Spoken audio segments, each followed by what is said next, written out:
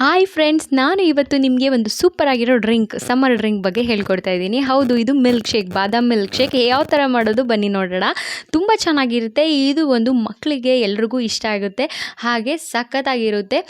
ತುಂಬಾ ಇಷ್ಟಪಡ್ತಾರೆ. ಸೂಪರಾಗಿರುತ್ತೆ, ಎರಡು ಮಾತೆಲ್ಲ. ಅದೇ ಎಷ್ಟು ಬೇಗನೆ ಮಾಡ್ಬೋದು, ಎಷ್ಟು ಫಟಾಫಟ್ ಅಂತ ರೆಡಿ ಮಾಡ್ಬೋದು. ಸೊ ಹಾಗೆ ಇದಕ್ಕೆ ಏನೆಲ್ಲ ಇಂಗ್ರೀಡಿಯೆಂಟ್ಸ್ ಬೇಕು ಅಂದರೆ, ಮೊದಲಿಗೆ ನಾನಿಲ್ಲಿ ಹಾಲು ತೊಗೊಂಡಿದ್ದೀನಿ, ನಂದಿನಿ ಬ್ರ್ಯಾಂಡ್.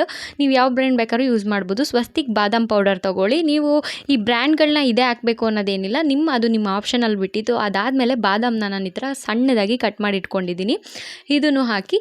ಅದಾದಮೇಲೆ ಸಕ್ಕರೆ ಬಂದು ನೀವು ಎಷ್ಟು ಬೇಕಾದರೂ ಯೂಸ್ ಮಾಡ್ಬೋದು. ಕೆಲವೊಂದು ಜನ ಮಿಲ್ಕ್ ಶೇಕು ಜಾಸ್ತಿ ಸಕ್ಕರೆ ಇದ್ದರೆ ಕುಡಿಯೋಕ್ಕೆ ಇಷ್ಟಪಡಲ್ಲ. ಸೊ ನಿಮಗೆ ಎಷ್ಟು ಬೇಕಂದರೆ ಅಷ್ಟು ಹಾಕ್ಕೋಬೋದು. ಅದಾದಮೇಲೆ ಬಟರ್ ಸ್ಕಾಚ್ ಐಸ್ ಕ್ರೀಮ್ ತೊಗೊಂಡಿದ್ದೀನಿ. ಇದು ಅಷ್ಟೇ, ಯಾವ ಫ್ಲೇವರ್ ಬೇಕಾದ್ರೂ ನೀವು ಯೂಸ್ ಮಾಡ್ಬೋದು. ಅದಾದಮೇಲೆ ಏನಪ್ಪ ಅಂದರೆ, ಒಂದು ಜಾರ್ ತೊಗೊಳ್ಳಿ. ಜ್ಯೂಸರೇ ಆಗಬೇಕು ಅಂತೇನಿಲ್ಲ, ನಿಮ್ಮ ಮನೇಲಿ ಯಾವ ಜಾರ್ ಇದ್ದರೂ ಓಕೆ. ಅದಾದಮೇಲೆ ನಂದಿನಿ ರಾ ಮಿಲ್ಕ್ನ ಹಾಕಿ. ನೆನಪಿರಲಿ ಫ್ರೆಂಡ್ಸ್, ಇದಕ್ಕೆ ಕಾಯಿಸಿರೋಂತಹ ಹಾಲನ್ನ ಬಳಸಬೇಡಿ, ಯಾಕಂದರೆ ಅದು ಒಂದು ಟೇಸ್ಟ್ ಚೆನ್ನಾಗಿ ಬರಲ್ಲ. ಸೊ ನಾನಿಲ್ಲಿ ಅರ್ಧ ಲೀಟ್ರ್ ಹಾಲಿಗೆ ಒಂದು 2 ಸ್ಪೂನಷ್ಟು ಬಾದಾಮ್ ಪೌಡ್ರ್ ಹಾಕಿದ್ದೀನಿ. ನೀವು ಸ್ವಲ್ಪ ಜಾಸ್ತಿ ಬೇಕು, ಫ್ಲೇವರ್ ಜಾಸ್ತಿ ಬೇಕಂದರೆ ಜಾಸ್ತಿನೇ ಹಾಕೋಬೋದು, ಕಮ್ಮಿ ಫ್ಲೇವರ್ ಬೇಕಂದರೆ ಕಮ್ಮಿ ಹಾಕೋಬೋದು. ಸಕ್ಕರೆನೂ ಅಷ್ಟೇ, ಒಂದು ಅಳತೆಯಲ್ಲಿ ಹಾಕ್ತಾಯಿದ್ದೀನಿ. ಸಕ್ಕರೆ ಮಿಲ್ಕ್ ಶೇಕಲ್ಲಿ ಜಾಸ್ತಿ ಇದ್ರೆ ಒಬ್ಬೊಬ್ರು ಲೈಕ್ ಮಾಡಲ್ಲ, ಸೊ ನಾನಿಲ್ಲಿ ಕಮ್ಮಿ ಹಾಕ್ಕೊಂಡಿದ್ದೀನಿ. ಅದಾದಮೇಲೆ ಬಾದಾಮನ್ನ ಹಾಕಿದ್ದೀನಿ. ಕಟ್ ಮಾಡಿರೋಂತಹ ಬಾದಾಮನ್ನ ಹಾಕಿ, ಯಾಕಂದರೆ ಅದು ಗ್ರೈಂಡ್ ಆಗೋಲ್ಲ, ಕಟ್ ಮಾಡಿ ಇಟ್ಕೊಂಡ್ರೆ ಬೇಗ ಗ್ರೈಂಡ್ ಆಗಿಬಿಡುತ್ತೆ. ಅದಾದಮೇಲೆ ಒಂದು ಸ್ಕೂಬಷ್ಟು ನಾನಿಲ್ಲಿ ಐಸ್ ಕ್ರೀಮ್ನ ಹಾಕಿದ್ದೀನಿ. ನಿಮ್ಗೆ ಬೇಕಂದರೆ ಐಸ್ ಕ್ರೀಮ್ ಸ್ವಲ್ಪ ಜಾಸ್ತಿನೇ ಹಾಕೋಬೋದು. ಅದಾದಮೇಲೆ ನಾನಿಲ್ಲಿ ಚೆನ್ನಾಗಿ ಗ್ರೈಂಡ್ ಮಾಡ್ತಾಯಿದ್ದೀನಿ.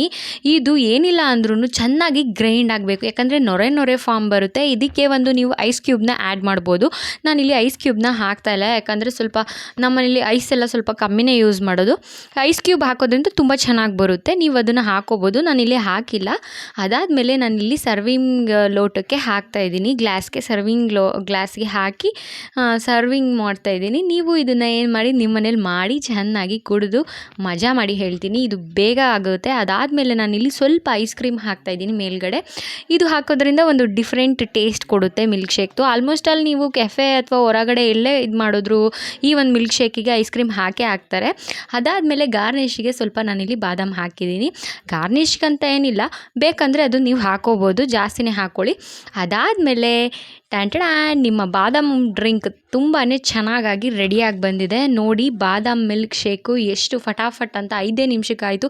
ಇದು ನಿಮ್ಮ ಮಕ್ಕಳಿಗೆ ಅಥವಾ ಸಡನ್ನಾಗಿ ಯಾರು ಮನೆಗೆ ಬಂದಾಗ ಟೀ ಕಾಫಿ ಮಾಡ್ಕೊಡೋ ಬದಲು ಈ ಸಮ್ಮರ್ ಸೀಸನಲ್ಲಿ ಈ ಥರ ಒಂದು ಮಾಡಿಕೊಟ್ಬಿಡಿ, ಸಖತ್ತಾಗಿರುತ್ತೆ. ಐಸ್ ಕ್ರೀಮ್ ಬಂದು ಆಪ್ಷನಲ್ಲಿ, ನಿಮಗಿದು ಬೇಕು ಅಂದರೆ ಹಾಕ್ಕೋಬೋದು, ಇಲ್ಲಾಂದರೆ ಇಲ್ಲ. ಇದೊಂದು ರೆಸಿಪಿನ ಟ್ರೈ ಮಾಡಿ, ಹೇಗಿತ್ತು ಅಂತ ನನಗೆ ಕಮೆಂಟ್ ಸೆಕ್ಷನಲ್ಲಿ ತಿಳಿಸಿ. ಇದನ್ನು ಎಲ್ಲರೂ ಟ್ರೈ ಮಾಡಿ ಅಂತ ಹೇಳ್ತಾ, ಈ ಒಂದು ವಿಡಿಯೋ ನಿಮಗೆ ಇಷ್ಟ ಆದರೆ ಕಮೆಂಟ್ ಸೆಕ್ಷನಲ್ಲಿ ಕಮೆಂಟ್ ಮಾಡಿ. ಹಾಗೆ ನಿಮಗೆ ಯಾವ ಒಂದು ರೆಸಿಪಿ ಬಗ್ಗೆ ಬೇಕು ಅದನ್ನು ತಿಳಿಸಿ. ಹಾಯ್ ಫ್ರೆಂಡ್ಸ್, ಇವತ್ತಿನ ವಿಡಿಯೋ ನಿಮಗೆ ಇಷ್ಟ ಆದರೆ ಲೈಕ್ ಮಾಡಿ, ಶೇರ್ ಮಾಡಿ, ಸಬ್ಸ್ಕ್ರೈಬ್ ಮಾಡಿ. ಕಮೆಂಟ್ ಮೂಲಕ ಹೇಗಿತ್ತು ಅಂತ ತಿಳಿಸಿ. ಚೆನ್ನಾಗಿದ್ದರೆ ಚೆನ್ನಾಗಿತ್ತು ಅಂತ ಹೇಳಿ, ಚೆನ್ನಾಗಿಲ್ಲ ಅಂದರೆ ಚೆನ್ನಾಗಿಲ್ಲ ಅಂತ ತಿಳಿಸಿ. ನಿಮ್ಮ ಎಲ್ಲರ ಸಪೋರ್ಟು ನಮ್ಮ ಲಿಪಿ ಆಲ್ ಇನ್ ಒನ್ ಮೇಲೆ ಸದಾ ಇರಲಿ ಅಂತ ಹೇಳ್ತಾ, love you all, take care, tata, bye bye, see you.